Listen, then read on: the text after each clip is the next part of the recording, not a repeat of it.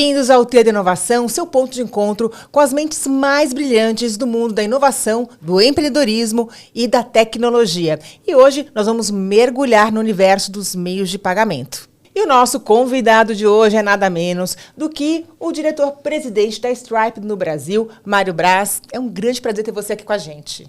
Obrigado, prazer estar aqui, Ana. E olha, o Mário tem um currículo invejável. Ele é carioca, cruzou fronteiras para moldar aí o futuro econômico. Ele é formado em economia pela prestigiada Universidade de Notre Dame nos Estados Unidos e traz na bagagem 16 anos de experiência em Investment Banking pelo Citibank. Mário está à frente da Stripe no Brasil, que é uma gigante quando o assunto é meio de pagamento. A empresa já está em mais de 40 países e no ano passado transacionou um volume de $1 trilhão. Mário, é uma operação muito grande. Como é que está sendo tocar essa operação no Brasil? Como está posicionado hoje a Stripe por aqui? Perfeito. A Stripe é relativamente recente no Brasil. A gente oficialmente abriu as portas no país em 2021 apenas, né? Mas a gente já tem um track record e uma representatividade de mercado muito maior no mercado cross-border, né? Que é o mercado onde você tem o vendedor fora do Brasil e o comprador no Brasil. E nos próximos anos, obviamente, a gente vê a gente se desenvolvendo no mercado local. O mercado brasileiro de pagamentos é um mercado que tem as suas peculiaridades, né? Eles têm coisas que a gente precisa adaptar para crescer no mercado local, mas onde de fato a gente vê a maior oportunidade de curto e médio prazo aqui no Brasil é aumentar justamente esse volume de transações cross-border, né? De trazer mais empresas, facilitar que elas venham para o Brasil e também empresas brasileiras que queiram vender fora do Brasil. A Stripe está em 40 países, a gente pode que elas transacionem em 195, mais de 190 moedas. Então, para uma empresa querendo se internacionalizar, a Stripe tem um produto muito adequado para ela. Agora, a Stripe transacionou $1 trilhão, é muita coisa. Como é que você vê esse mercado onde vocês estão inseridos no mundo? E o que a Stripe faz em termos de inovação para conseguir esse volume tão grande de transações? Não, legal. A Stripe ela foi fundada, né, há 15 anos atrás. Por dois irmãos gêmeos irlandeses, o Patrick e o John Collison. E, à época, eles criaram a Stripe para resolver um problema muito específico, né, que era facilitar a vida de quem queria vender online. À época, o mercado de pagamentos era dominado por grandes bancos e essa tal de internet não era exatamente a prioridade naquele momento. Só que, se a gente der um pulo de 15 anos, o que se viu? Que aquele mercado de nicho, aquilo que eles acharam que era um laguinho, né, na verdade era um oceano, né? Era um mercado enorme. E nesses últimos 15 anos, o que a gente viu é que aquelas empresas que eram, à época, startups, né, Uber, Amazon, Airbnb, se tornaram grandes empresas multinacionais. Então, mas a gente tem a visão também na Stripe que isso está apenas no começo, né? Ainda tem, apesar do mundo já ter feito grandes avanços na sua digitalização, a gente está ainda no começo dessa jornada. E onde a Stripe se insere nisso é provendo infraestrutura comercial de transação, né? Infraestrutura transacional, que seja mais fácil, mais global, mais barata, mais simples de usar, de forma que as empresas facilitem e continuem a sua expansão internacional e global. Mário, você foi durante muitos anos executivo do Citibank, né? Como é que você foi parar na Stripe? E o que essa tua vivência, né, como executivo em uma instituição financeira ajudou aí a estar tocando a Stripe no Brasil? Isso é uma boa pergunta que todo mundo me faz, né, sempre. Eu, de fato, passei 16 anos no Citi e uma das coisas que eu notei que mais né, me deixavam animados quando eu estava trabalhando no Citi era resolver situações, trabalhar em operações, eu trabalho no mercado de capitais, em operações, aquelas que são mais difíceis e impactantes para aquele cliente, né, aquela que necessitava o maior tipo de trabalho coordenado, eventualmente com outras áreas, eventualmente com investidores, para resolver o problema daquele cliente. E aí, em paralelo a isso, eu gostava de tecnologia, né? E não era a tecnologia por si só, é a tecnologia por resolver problemas e resolver necessidades que a gente tem. Isso que me fascina. Eu também já investia em tecnologia, investi numa empresa de energia solar na Califórnia, de um amigo, no primeiro banco de investimento digital aqui no Brasil, então era algo que eu me interessava. E na minha experiência no Citi, eu tive exposição ao mercado de pagamentos, né? Eu fiz várias operações para empresas brasileiras de pagamentos e eu conheci o setor, né? E eu tinha um entendimento de que o mercado brasileiro de pagamentos ele funciona de uma forma diferente do resto do mundo. Você tem payouts que são muito longos, você tem essa história da antecipação de recebíveis, você tem todo esse mundo que não existe fora do Brasil. Então, quando surgiu essa oportunidade de vir para a Stripe, eu falei, cara, olha só que bacana, é um casamento de interesse muito, muito bacana. Você tem uma empresa que já é global, que já está, né, super avançada fora do Brasil, e que, para se desenvolver no Brasil, precisa fazer essas adaptações, e o meu background ela pode contribuir para isso, né? Então, foi essa um pouco a razão.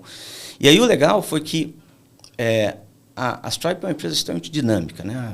Apesar de eu estar no Brasil, ter uma função aqui no Brasil, eu também faço parte de um time global. Então, eu me envolvo em iniciativas globais também. E aí, uma das iniciativas que eu me envolvi, que trouxe muito da minha bagagem de mercado financeiro, está sendo de ajudar o nosso time de sales, de venda, a como que eles devem engajar com CFOs, tesoureiros de grandes empresas. Porque imagina, a Stripe ela teve um track record de começar com startups, né, quem era Uber lá atrás, e hoje lida com grandes empresas. E qual que é a diferença entre elas? A grande diferença do ponto de vista da Stripe, quando a gente engaja com o cliente, é que quando você vai no que a gente chama enterprise, vamos dizer, a parte que decide a infraestrutura de departamento é o CFO. O CFO é ele que dá as cartas. Enquanto em empresas médias e pequenas, você tem o cara de tecnologia ou o fundador que são envolvidos nesse processo também. E para o CFO da Enterprise, ele tem uma forma de pensar que é muito característica, né? Que trazer lucro, basicamente. Aumentar o que a gente chama de valor para os shareholders. Mas eles são muito específicos como isso acontece, né? E é o meu background. Então, quando surgiu essa oportunidade, eu falei, gente, é a única coisa que eu fiz nos últimos 16 anos.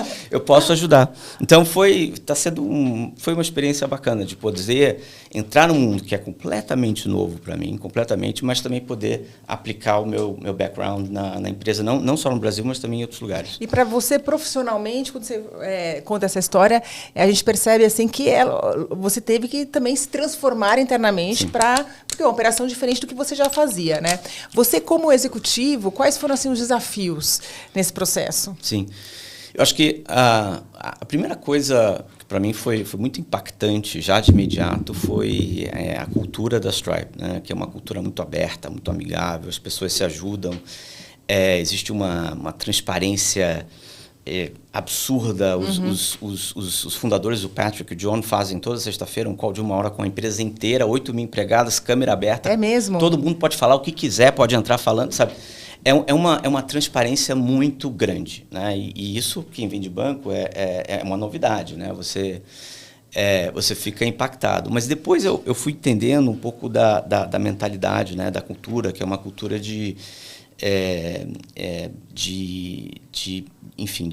cooperação e de ter um ambiente de trabalho que é saudável, né? E para mim foi muito positivo. Mas o principal desafio tem sido, eu acho que, de articular para os times globais as necessidades do Brasil, né? O Brasil é um mercado... Explicar o mercado brasileiro. Porque numa empresa de tecnologia, isso foi também uma coisa que eu percebi rapidamente, quem manda é os engenheiros. Né? Quem manda é os engenheiros. Os desenvolvedores também. Eles que mandam. Eles que... o centro de gravidade está dentro dos times de engenharia. E você ter que explicar regulamentação, detalhes do mercado, antecipação de recebíveis, tal. Isso aqui para um engenheiro que está na Califórnia, primeiro que eu preciso ter um mínimo de entendimento da linguagem dele, que eu não tinha. E saber como que, né, eu faço essa tradução de uma forma fácil, que faça sentido. Então, para mim, a questão da comunicação, como eu me comunico, como eu explico as coisas, não chegar diretamente na conclusão, mas criar um racional para a pessoa storytelling. Seguir tem sido, para mim, um desafio, mas ao mesmo tempo tem sido extremamente enriquecedor, entendeu? Agora, tem um dado que é muito interessante, que até você me passou, que 70% dos carrinhos são abandonados no momento ali do checkout. O que a Stripe faz para diminuir, né, essa taxa? Esse é um tema interessante, porque o mercado de pagamentos no Brasil, eu acho que se fala muito pouco sobre isso. No mercado brasileiro de pagamentos, a gente fala muito sobre antecipação de recebíveis, a taxa, produtos bancários. Né? Enquanto lá fora, porque essas coisas não existem, é um foco dado muito maior ao cliente vender mais. Né? O objetivo da Stripe... Enfim, é aumentar o PIB, né? É aumentar porque é assim que a gente vai crescer, se os nossos clientes crescerem. Então, esse tema que você levantou, que é que a gente chama de otimização do checkout e aumento de conversão, para a Stripe ele está vamos dizer, no coração do que a gente faz. Né? Então, isso diferencia. Isso também é bem diferente do comércio físico. Né? No comércio físico, você vai lá jantar, você chega na hora de pagar e, se o cartão não passa, você passa o débito, se não passa o débito, enfim, você arranja um jeito... Vai lavar a louça. Você arranja um jeito de pagar. Né? No comércio online é bem diferente. No comércio online, o e-commerce ele está competindo com TikTok, com Instagram, porque as pessoas estão fazendo... Elas se dispersam. Diversas coisas ao mesmo tempo. O attention span, né, o quanto o cara é muito pequeno. Então, por isso que tem esse volume enorme de carrinhos que fica... Obviamente, desses 70%, tem uma parte disso aí que são compras que não iam ocorrer. Mas existe um volume, sim, relevante de compras que não se concluem simplesmente por conta de um checkout, que parece uma coisa simples, mas não que não é intuitivo. Então, a Stripe, a gente tem um produto de uma série de otimizações que a gente faz à página do checkout, que se adapta ao tipo de dispositivo, à geografia, ao tipo de produto que está sendo vendido, tudo da forma como que a gente aumente o máximo possível, diminui a chance desse cara não comprar em alguns segundos. E a gente mede isso estatisticamente. Né? A gente faz essas medições estatisticamente de quais ajustes são necessários para que o checkout tenha mais sucesso. Tá? E o link, o que seria? O link é um produto recente da Stripe. Ele é um produto que eu acho ele muito legal, ele é muito inovador, mas ele é muito simples também. Né? O que é o link? O link é um produto que permite você fazer uma compra com um clique em todos os sites da Stripe, onde a Stripe é processador. É o One Click Buy. É o One Click Buy, mas é o One Click Buy para tudo. Nossa, que maravilha. Para tudo. Imagina que você é uma startup, né? Você começou operações aí faz alguns dias e você tem um produto muito legal.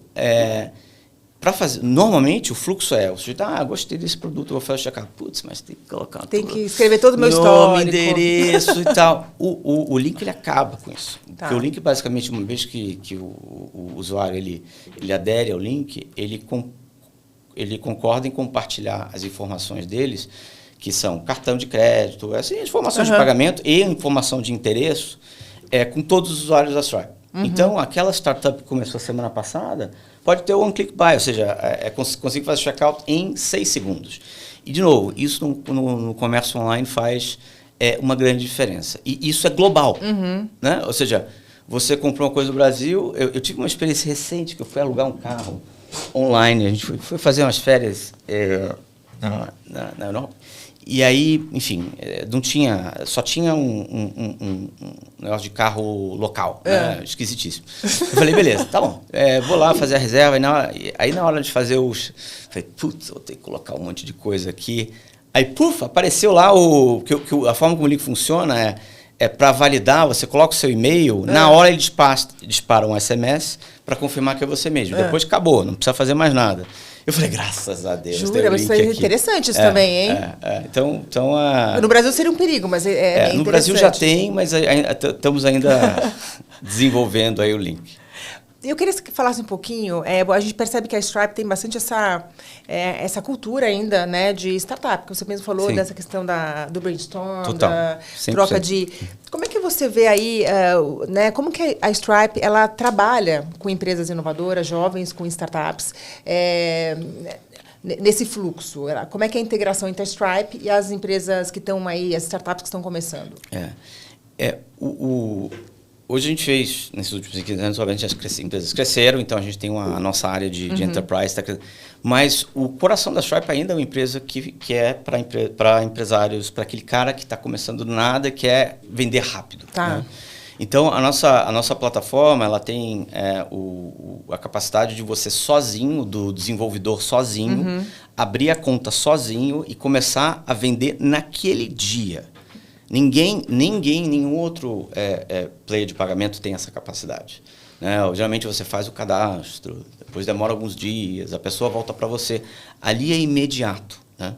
Então, só por conta disso, a Stripe acaba que vamos dizer, o player of choice para alguém começar um negócio. E tem alguns produtos que são muito específicos para startup que vêm ajudando bastante. A gente tem um produto nos Estados Unidos que é sensacional, chamado Stripe Atlas. O Stripe Atlas, ele permite que você crie uma empresa, uma LLC, né, que seria uma SA, uma limitada, nos Estados Unidos em 3 a 5 dias. Né? Você entra lá, você abre a sua empresa. Facilita a entrada da empresa. A empresa já começa com toda a sua documentação estatutária, etc., conectada à Stripe, e o cara pode criar uma empresa e começar a vender em 5 dias, né? Que é absolutamente sensacional. Né? E aí uma coisa que a gente tem visto, e esse ano foi um ano que a gente viu muito disso, é que 20% das empresas que estão sendo constituídas no Stripe Atlas são, na verdade, de fundadores estrangeiros. Então, você tem fundadores brasileiros, fundadores europeus, fundadores de outros países que têm uma visão de expandir globalmente por causa do produto. Ele tem um produto que é global, né? Um produto que é um software as a service que é global. Ele cria a empresa no Atlas, né? Que é fácil, e a partir daí ele consegue fazer a sua expansão global. Então, é sensacional isso, muito bacana. Mas eu imagino assim, nos Estados Unidos, como a presença da Stripe é muito forte, como você falou, os players novos do mercado, as startups ali, ajuda muito nesse sentido de você ter um click buy na hora de fechar o checkout, né? Absolutamente. Agora, aqui no Brasil, hoje, a operação da Stripe, como é que vocês estão em termos de clientes? Qual que é o tamanho da Stripe aqui no Brasil? Hoje a gente, como eu falei, é uma operação recente. O maior volume que a gente tem hoje é no cross-border, né? Ainda né? A gente tem basicamente 10% do market share de cross-border no Brasil, mais ou menos, dependendo de como você faz o é muita coisa já, né? Para pagamentos é muita coisa. E localmente a gente está se desenvolvendo as capacidades. A gente tem uma série de startups que começam na Stripe no Brasil. A Uber, por exemplo, é um cliente global da Stripe que está super ativo com a gente aqui no Brasil. Mas tem muito por vir ainda. Tem várias novidades. Muito por vir. Agora, Mário, você tem uma visão privilegiada aí do universo de inovação, né? E quais são os setores que você acha, além, obviamente, dos meios de pagamento, as fintechs, que a gente sabe que no Brasil que são muito fortes, que você vê aí que irão sofrer grandes transformações aí no curto prazo? A gente está passando por um momento bem interessante, né? Porque questão da inteligência artificial e dos Large Language Models, né, os LLMs, eles estão começando a permitir uma série de melhorias exponenciais em diversos setores, né? Da mesma forma que o mercado digital, né, essa compra, o iPhone, ele foi disruptivo para diversos setores. A gente vê algo muito parecido para a AI para setores em que utilizam tarefas manuais repetitivas, mas importantes, né? Então, só que isso quando a gente conversa com os nossos clientes, isso aí não é uma realidade, né? Hoje, quando a gente conversa com todo mundo aspira a isso, mas de fato isso não se materializou, está todo mundo procurando. Mas na Stripe tem uma série de coisas que a gente já começou a fazer para nós e para nossos clientes nessa direção, né? Um exemplo disso, a gente começou a usar Large Language Models para poder fazer, para os nossos funcionários conseguirem conversar com o nosso Data Lake. Imagine que a Stripe é uma empresa que usa muito dados, né? A gente tem muito dados e usa muito dados.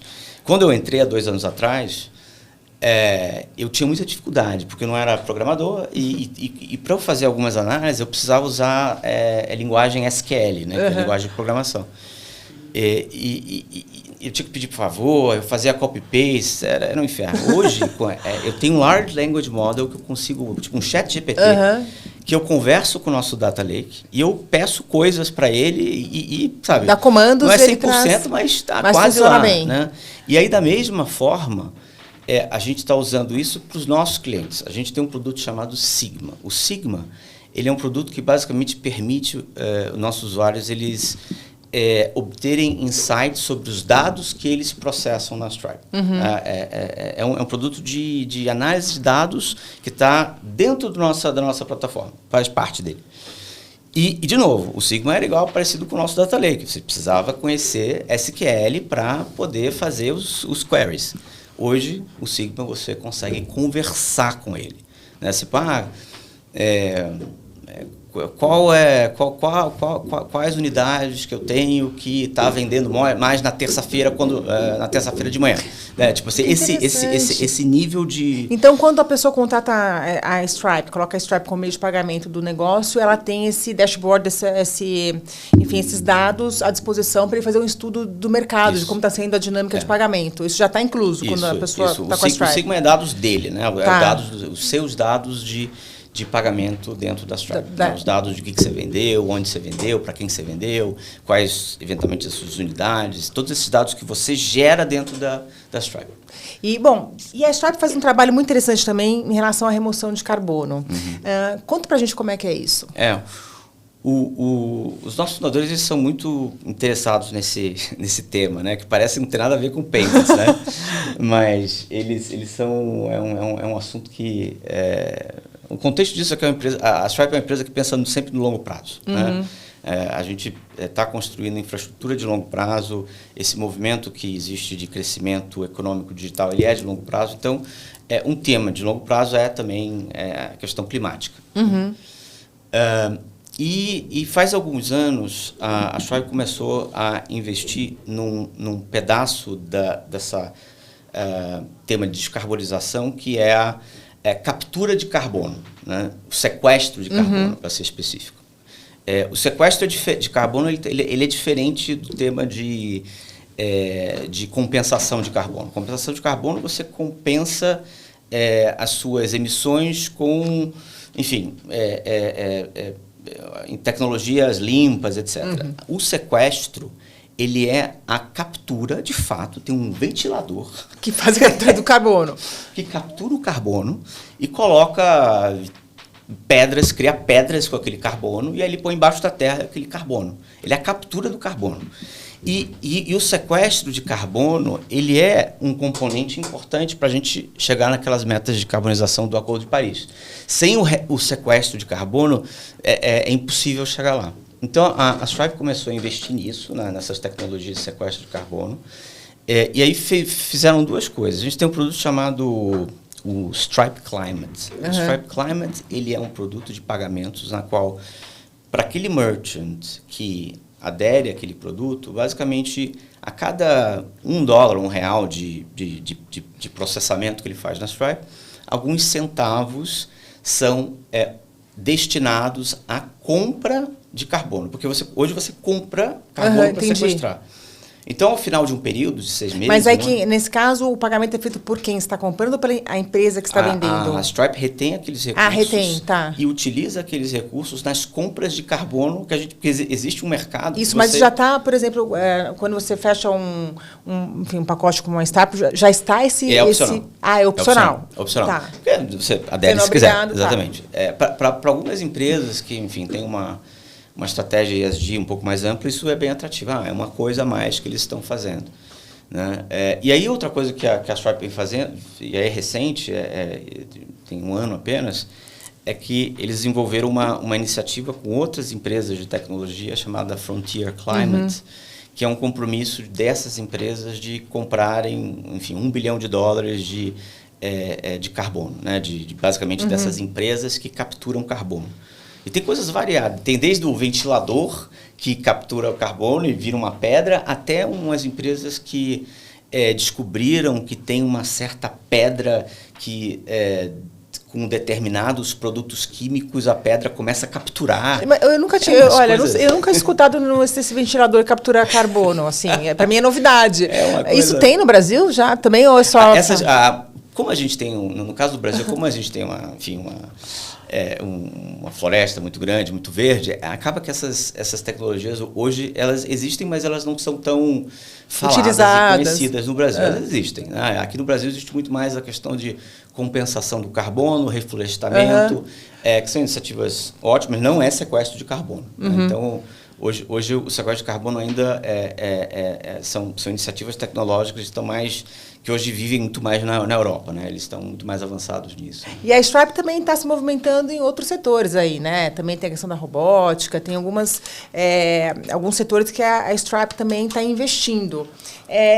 Essa estratégia de estar nesses setores, né, como no caso da captura de carbono, qual que é essa estratégia de longo prazo? Né? Por que esse interesse tão grande nessas determinadas...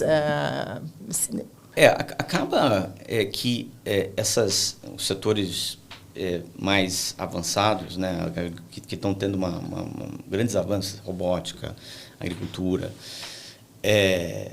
energia solar, que são os setores que estão expandindo. Os produtos que a Stripe tem são muito adequados para aquele cara conseguir desenvolver aquela empresa rapidamente, poder cobrar dos seus clientes, poder ter informações dos seus clientes e começar a operar fácil e abstrair aquela complexidade que existe de pagamentos para o cara focar no core business dele, que sei lá, enfim, desenvolvimento de tecnologia de agricultura, energia solar, etc. Então, apesar da Stripe estar, enfim, a gente tem um interesse, especialmente na parte de carbono, acaba que esses setores mais vanguardistas acabam trabalhando com a Stripe com uma maior proporção, dado o tipo de produto que a gente tem. Agora, e como é que você vê, mudando assim de assunto, né, o mercado de inovação no Brasil? Né, a gente está percebendo aí a gente teve uma retração muito forte no passado, a gente está percebendo uma retomada aí dos investimentos em startups e empresas de inovação. Como é que você vê o futuro desse mercado no Brasil? Se a gente for dar um passo para trás, né, olhar o mercado de venture capital como um todo, globalmente, né? É fato que desde o ano passado, 2022, foi um ano duríssimo em termos de queda de volume de investimentos em venture capital. Né? Com taxa de juros mais altas, é natural que você tenha esses investimentos de maior risco, né? Eles são prejudicados. Só que o interessante é que a gente observou na nossa plataforma, na Stripe como um todo, que apesar de menos funding para venture capitals, o volume de empresas abrindo, startups abrindo na Stripe, continuou aumentando muito mais que os anos anteriores. Né? Com uma diferença, as empresas desta, vamos dizer, safra nova, de 2022 para frente, são empresas que foram criadas com business models que chegavam ao lucro muito mais rápido. São empresas que foram desenhadas para um ambiente lucro. mais inóspito, vamos dizer, e, portanto, geram um lucro mais rápido e crescem mais rápido. Né? Então, foi até interessante que se você pensar, então você criou empresas mais saudáveis ao ter menos funding, né? Pode até ter... Exatamente, mas muitos analistas falam exatamente isso, né? Estava uma loucura aí de investimento, valuations muito altos, a empresa ia crescendo, captando, mas o lucro em si não era um crescimento sustentável. Isso. Então, acho que o mercado remodelou dessa forma para ter esse... Então, a visão que a gente tem, apesar de menos funding, está tendo tem mais empreendedores. E, de novo, esse movimento de digitalização da economia, de novas inovações, AI, por exemplo, estava falando sobre isso. A gente mais do que dobrou o número de empresas, em um ano, mais do que dobrou o número de empresas que operam na Stripe. A receita que a gente faz desse setor subiu mais de 250% nesse um ano. A OpenAI, por exemplo, é o exemplo de uma empresa que escalou com a gente, saiu de 0 a não sei quantos bilhões em Nossa, que incrível. meses. Vocês têm a conta da OpenAI? Sim, a OpenAI. Eles usam o link. Usam o link e viram lá que os clientes... Nossa, isso aí deve ser incrível. Clientes finais que usam o link estavam aderindo lá, pagando 2 vezes mais do que o cara que não tem. Simplesmente porque o cara pode fazer em segundos o checkout, entendeu? Super interessante. Mário, bom, está chegando ao fim nossa entrevista, infelizmente, mas eu queria que você falasse um pouquinho como é que você vê aí o futuro desse universo, né, dos meios de pagamento, porque, como você falou, com a inteligência artificial chegando, enfim, muitos players no mercado, como é que você vê o futuro? Difícil a pergunta. A pergunta de $1 milhão, né, que é chá de dólares. O mercado de pagamento, de fato, ele é um mercado que tem muitos players, né? E ele vem se desenvolvendo, enfim, bastante nos últimos anos. Mas ele é um mercado muito grande também. Então, tem, vamos dizer, eu diria, espaço para todo mundo, né? Tem nichos para todo mundo atender melhor possível. Mas tem algumas coisas que estão acontecendo que são mundiais, que dão o tom do que é o futuro. Tem uma frase, não sei de quem é, mas eu li uma vez e achei muito boa, que chama assim: o futuro ele já está aqui, mas ele não está espalhado uniformemente, né? Ele está meio espalhado por aí. Isso é muito verdade. Então, por exemplo, esse tema de pagamentos real-time, a questão do Pix, né? Que aqui do Brasil a gente nem pensa mais nisso, mas só existe no Brasil. Os outros países estão começando a adotar métodos de pagamento real-time. É incrível o número de transações, né? E isso tem um impacto nas empresas que é brutal. Imagina que grandes empresas que vendem online, eles têm que manter um capital de giro relevante, porque esses pagamentos demoram a chegar a eles. Né? Imagina que no mundo em que você vá mais na direção do Real-Time Payment Methods, né? E o que acontece? Torna todas essas empresas mais eficientes. Então, a questão dos pagamentos real-time é algo real que vai acontecer nos próximos anos. E tem um outro tema que eu acho que olhando do lado da Stripe, que isso sim a gente se anima muito, porque é algo que a gente está construindo há um tempo, que é o que a gente chama da criação do negócio chamado GPTN, né? Que é a Rede Mundial de Tesouraria e Pagamentos. O que é isso? Hoje você tem 195 países do mundo com um sistema bancário, cada país tem o seu, alguns têm o seu própria moeda. Então, se você é uma empresa global e você quer expandir internacionalmente, você tem que manter contas em N países, em N moedas, em N bancos centrais.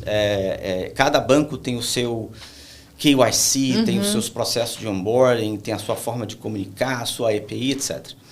Imagina que você tivesse um único correspondente bancário para todos esses bancos, que não é um banco, mas é um correspondente bancário, e que permitisse você, a partir dessa uma conexão, ter acesso ao mundo todo. Você poder transacionar, poder mudar sair de dinheiro de um lado para o outro. Sensacional. Isso que é o GPTN. Então, a gente já está construindo isso, já está avançado nisso, já temos, enfim, as conexões com vários bancos, né? A Stripe não é um banco, a gente trabalha com bancos. E o próximo passo é desenvolver produtos em cima disso, né? Como é que você faz uma conta bancária completamente global, que eu consigo trocar moedas automaticamente. Isso tudo traz muita eficiência para as empresas, né? E facilita, de novo, a expansão do comércio global e o crescimento olha aí, uma dica da internet. Preciosa aí para quem está pensando em entrar nesse mercado, né? Mário, olha, foi um grande prazer ter você com a gente aqui no Trader Inovação. Foi realmente uma aula. Obrigada. Não, eu que agradeço. Foi uma honra estar aqui com você, Ana. E parabéns pelo programa, assim, muito, muito, muito bacana. Obrigada. Bom, o Trader Inovação fica por aqui. A gente se vê semana que vem com mais um entrevistado brilhante por aqui. Até lá.